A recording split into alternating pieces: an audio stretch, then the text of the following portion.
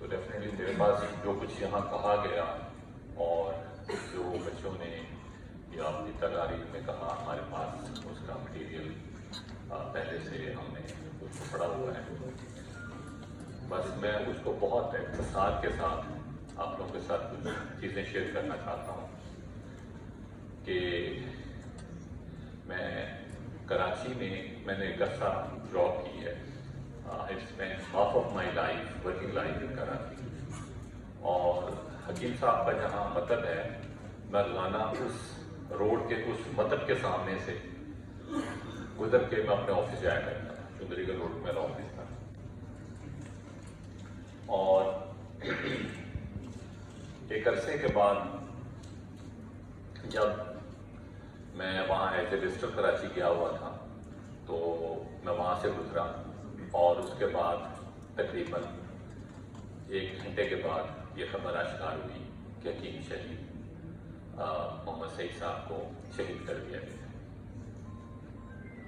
میں جب بھی حکیم صاحب کو یاد کرتا ہوں تو مجھے ان کی ایک رسول کریم صلی اللہ علیہ وآلہ وسلم کی ایک حدیث یاد آتی ہے کہ خیر الناس من ینفع الناس، کہ تم میں سے بہترین انسان وہ ہے جو دوسرے انسانوں کے لیے بہترین ہے.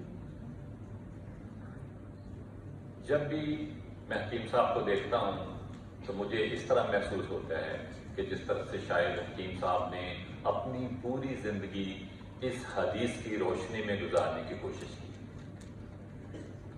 آپ انسان دوست، علم دوست، اور اس کے علاوہ سب سے بڑھ کے وہ ایک قوم کے سرپرست اور لیڈر تھے. مجھے وہ لمحہ آج بھی یاد ہے کہ جب حکیم صاحب وہاں سے اترے گاڑی سے، صبح اپنے ٹائم پہ پہنچے. حکیم صاحب جب بھی مطلب کیا کرتے تھے تو اس وقت حکیم صاحب باوضو ہوا کرتے تھے اور روزے سے ہوتے تھے. یہ حکیم نہان صاحب، میں نے کتابوں میں نہیں پڑھی یہ باتیں، یہ میں نے حکیم نہان صاحب سے پڑھی. ان سے میری ڈسکشن کے بعد یہ میں نے ان سے سنی ہے کہ وہ جب بھی مطلب کرتے تھے اس دن روزے سے ہوتے تھے اور اس دن وہ باوضو ہوتے تھے اور آ کے مطلب کرتے تھے. وہ گاڑی پہ آئے، روٹین میں جس طرح ہوتا ہے، آ کے گاڑی رکی ان کی وہاں پر، اور انہوں نے ایز یوزل وہ سفید اچکن پہنی ہوئی تھی.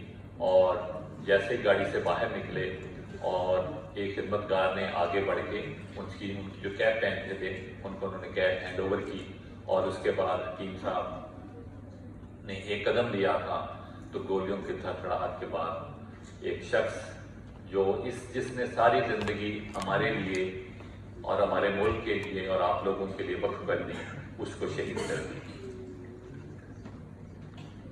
حکیم شہید صاحب کو ہم نے 17 اکتوبر 1998 کو کھو دیا، اور ان کی موت ہمارے لیے ایک عہد، ایک سوچ اور ایک فکر کی موت ہے.